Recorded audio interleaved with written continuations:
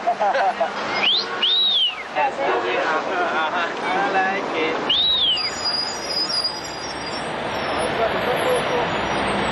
Oh, what you, a lesbian or something?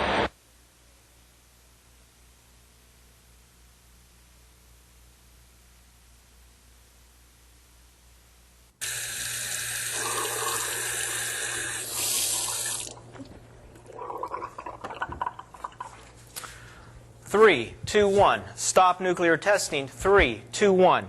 How's the sound, person? Okay? Have we stopped nuclear testing yet? Oh, we're getting ready to start. That's excellent. I can sleep better at night.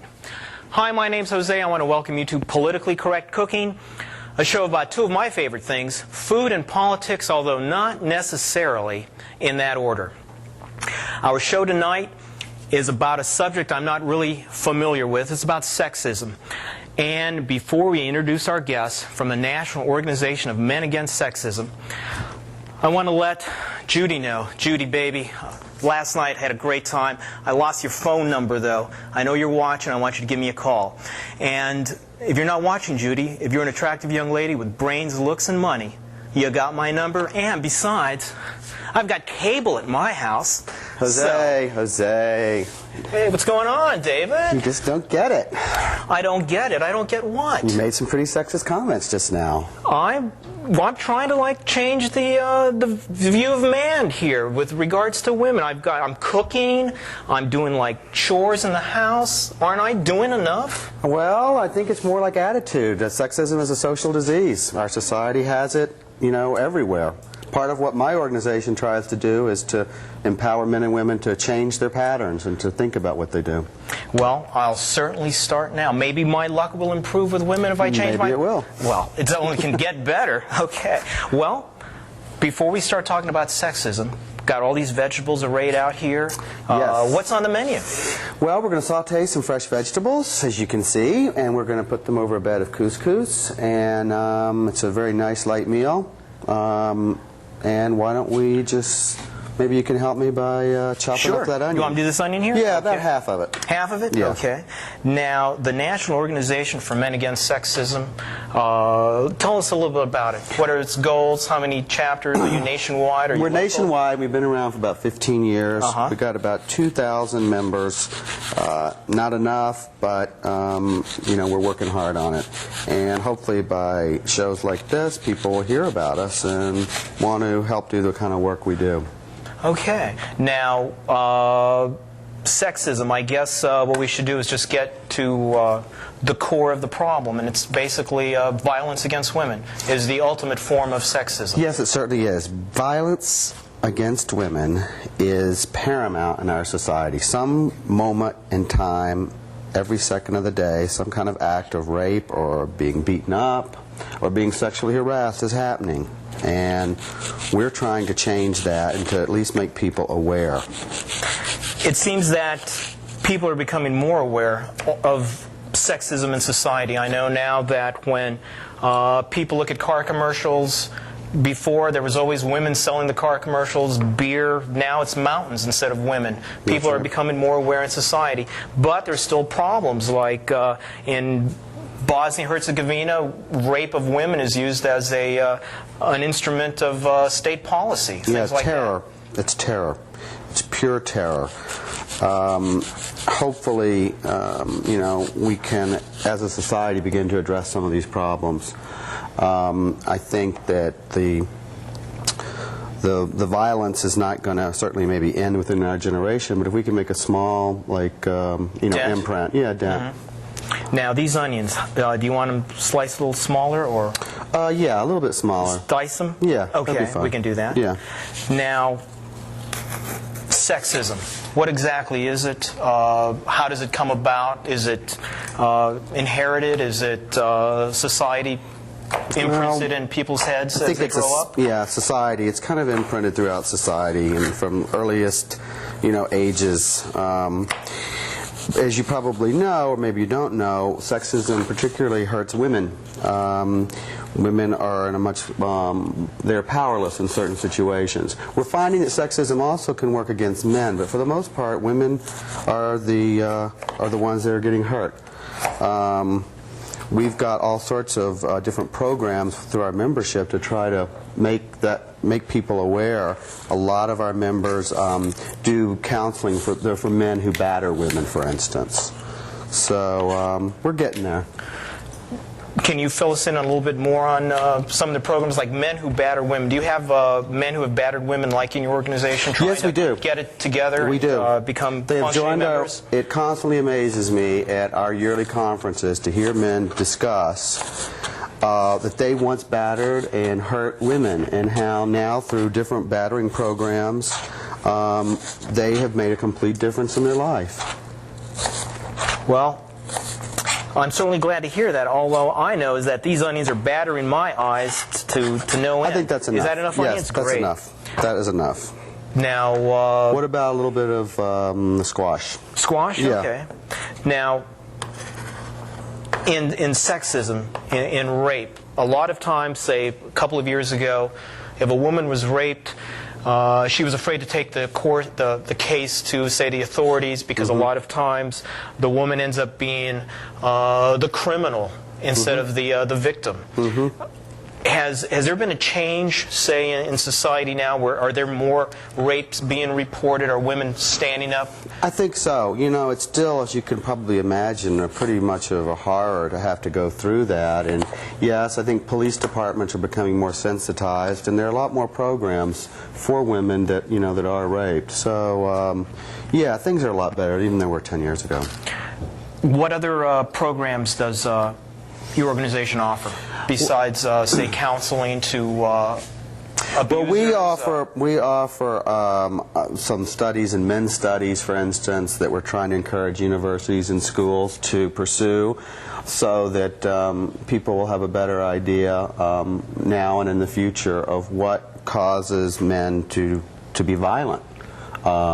Is this something we can control or try to control from earliest stages, when you're small? Or is this something, I mean, these are the answers we're trying to study it.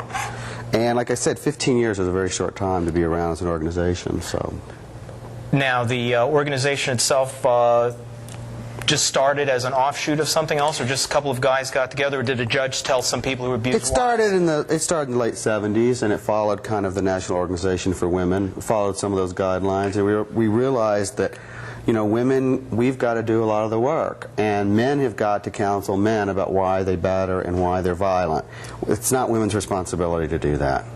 Now, going back to violence against women, like you said earlier, every day, every minute of the day, women are getting harassed, like at work, raped and beaten at home, God knows what, trying to get to work and come home from work, things like that. But recently, it seems like women are starting to take, say, matters into their own hands. I know there was a case recently in Virginia where a guy, drunk, raped his wife. And she castrated him.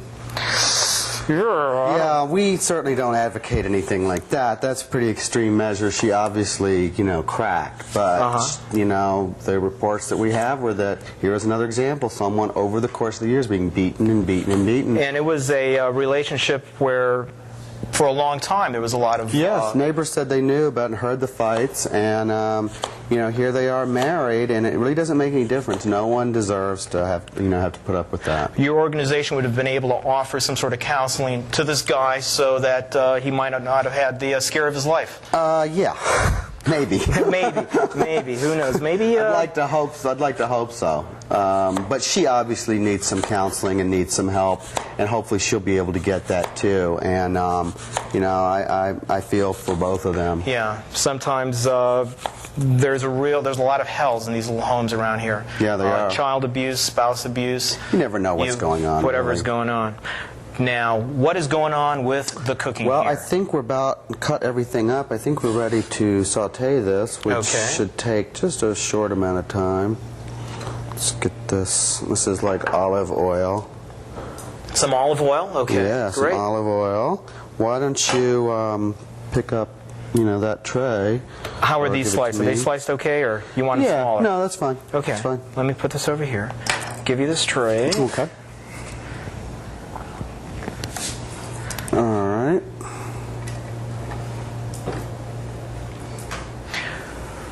Now, we're going to be also adding some green peppers, some tomatoes. Yes. Adding all of this. Okay. Just throw it on in there. Throw it all in. Ends in the same place. You're right. Okay. Now, folks at home, you might be looking at this whole thing here where we're putting some of our organic wastes. This is a compost bowl. You should always have one. When you're filling it up, instead of throwing it in the trash, just go out and bury it somewhere. It makes the soil a little bit richer. That's a good idea. I never heard of that. You're always learning stuff here. I'm learning about sexism. You're learning about compost bowls. I guess that all evens out in the end. Yeah. Okay. Put this away. Okay. Before somebody uses it wrongly. Yeah. All right. Into the compost bowl. Turn that little bad boy on, and we'll be all set. Yep. It's on. It's on. It's on. Okay. Other things, other like counseling, stuff that your organization offers. Do you have women in your organization? Are these women coming in? Are they battered or something? These women are usually therapists. Some of them have been battered, but for the most part, they're trying to help us, and I wish we had more women in the organization. But it primarily is an organization that is trying to deal with problems of men, and a lot of our women members belong to the National Organization for Women as well. So it's a nice diversity. Now, in society, you have a young boy just out of the maternity ward. He's in his little blue bonnet. You have a young woman, young girl, in her little pink bonnet. How do these people end up being different in so many different ways? They go to school. The little girl is told to study her English. The little boy is said, you're supposed to be good in math. How can society go about so that pink equals blue in society's eyes? Well, somewhere along the way, kids all play together, both boys and girls, up until about the age of 7 or 8. And then the way that we socialize our kids, all of a sudden we segregate them. And I think that's the key here, is not to segregate, because when that happens, it becomes this whole competitive thing for guys, and they begin to feel pressures. And then as they get into their teen years, they want to, they're starting to learn about sex, and that's when trouble can start. And I think that, not segregating kids at an early age is maybe one step we could do. So keep them together, have them play together, sure. Non-competitive games, things like that, have them study together. Exactly. And for the most part, kids are, they're great. Up until 5 or 6 years old, they don't know the difference between boys and girls, and you can see that. And kids of different races play together quite well. Exactly. It's just that their parents or something down the line. Well, we've proven that by ending that kind of segregation by race, you see that there have been some wonderful results. And I think the same thing is that you just need to have boys and girls play with each other, and also respect each other as people. Is that occurring more now, or is there a lot of times there's backlashes, things like that? Well, I'm not an educator. I just read what I guess what everyone does, but it would seem so. And the people that come to our conferences every year, that's where I kind of get my information. I'd like to be involved in helping school boards make these changes in the future. Maybe I can. Have any members of your organization been able to do that with school boards around the country? Have they been asked, as National Organization Against Sexism, what can we do in our programs for schools? I don't know. As you're asking me that question, that's something that I'm going to find out about, though, within the next 2 or 3 days. Well, while this is grilling up here, I want to let our folks at home know that we have an info commercial, one of the first info commercials ever on the Politically Correct Cooking Show. Wow. And as a matter of fact, it's a friend of yours, Russ. He's written a book, and we want everybody out there to pay attention, pay real close attention to the info commercial. We're going to be right back. I'm going to ask you questions. So take it away, Russ. Hi, my name is Russ Funk. I'm coordinator of the Men's Anti-Rape Resource Center here in Washington, D.C., and author of the book, Stopping Rape, A Challenge for Men. 44% of women will be sexually assaulted in their lifetime, and 1 in 4 men. Stopping Rape is a book about what men can do to stop rape. In it, I argue that rape, rather than being a woman's issue as it is so commonly framed, is in fact a men's issue. It is men who rape. The only way it will stop is for men to stop doing it. And in the book, I argue how men can stop doing it. I also make connections in the book between sexism, racism, and homophobia, and the way that all three work together to maintain, as I argue, a rape culture. Finally, I talk about what men can do to support friends of ours, lovers, co-workers, colleagues, who are or have been raped or harassed. Many of us know that experience, of having friends come to us and relay experiences of being sexually victimized. And in the book, I talk about how you can be supportive, how you can be caring for them, which unfortunately isn't very available yet in the literature. And finally, I talk about a vision of the world that is free from rape. Each and every man has a step in creating a rape-free world.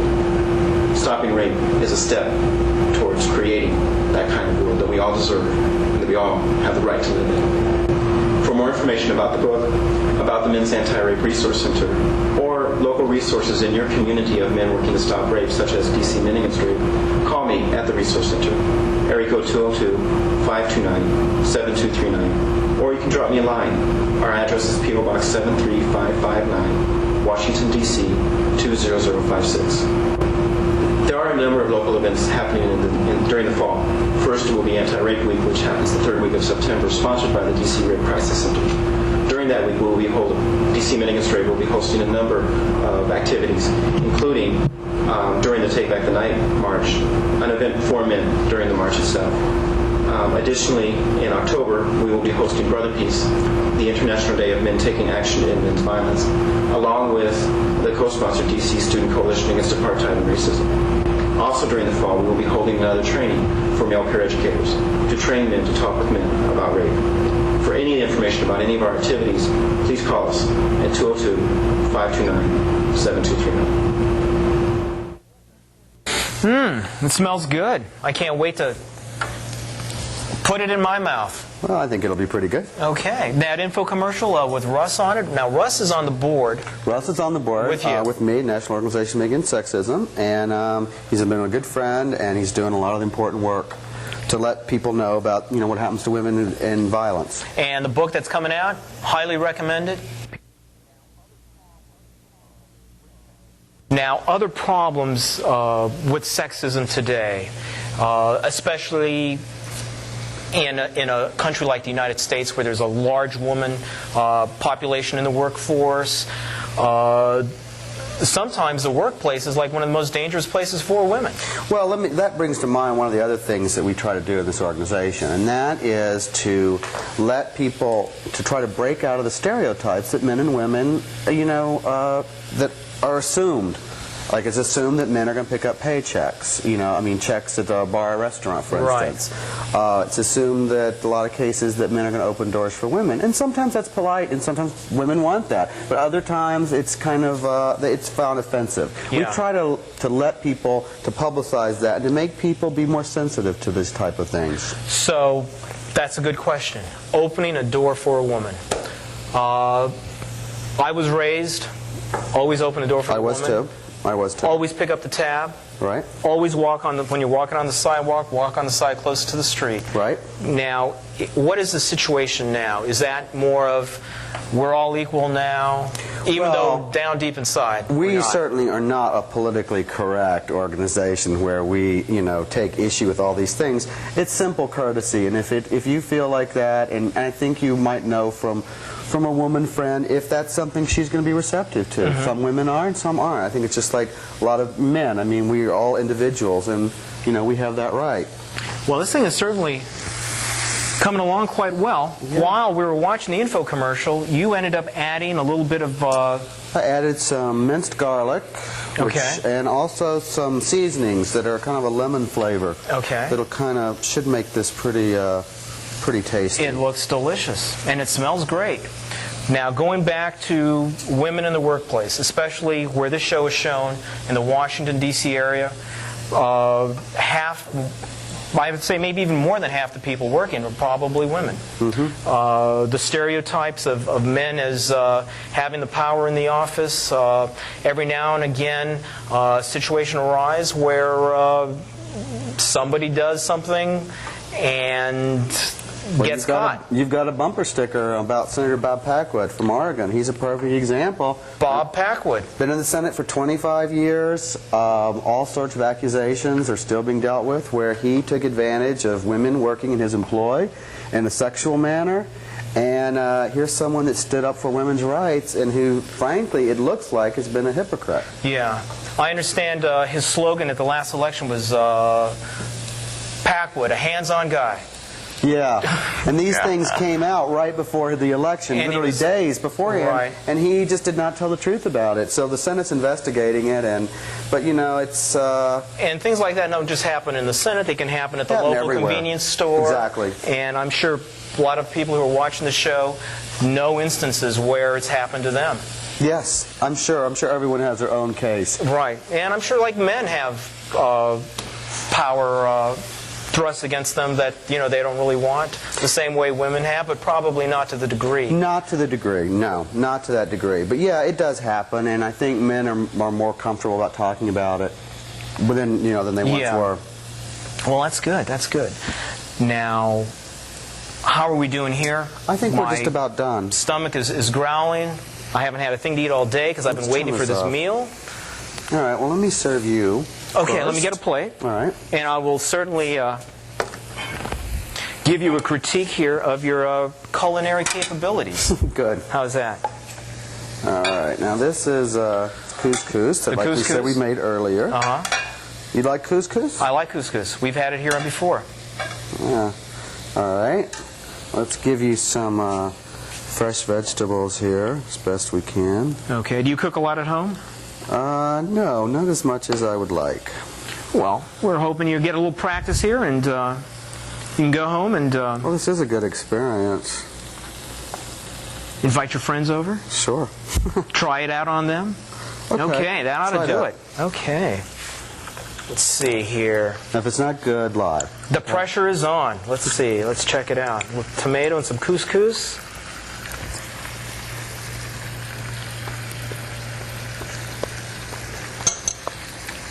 Good. Hey, number one. Good.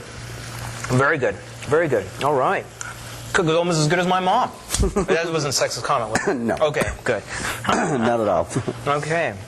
Well, I know that you want to tell the folks at home what they can do to combat sexism. What I want to do is, while you're doing that, I'm going to try some more of your fine cuisine. All right. And then I'll come back. I'll get to serve you. How's that? All right. Somewhere on your screens you'll see the address of our organization, which is in San Francisco. We encourage each and every one of you to join us. We need members, and we would welcome your input. And it's been a pleasure being here. Well, having survived the Politically Correct Cooking Show, all our guests get to have a chef hat. Great. On behalf of the cooking show, I want to thank you for coming by, enlightening us, enlightening me as to what is going on, what I'm doing wrong. I certainly appreciate it. Thank you. Good luck to your organization. Thank you. Politically Correct Cooking, we're going to go back to eating something that we do very well. I told you I was going to serve you. That's right. Folks at home, we'll see you next time. Your plate? All right. Let's see what we got here.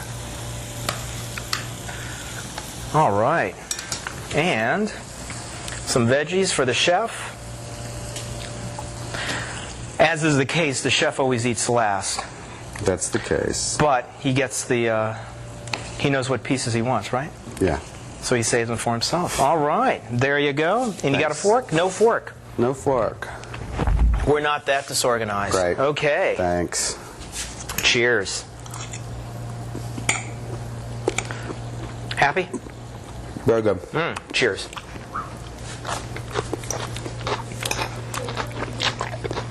Bye-bye.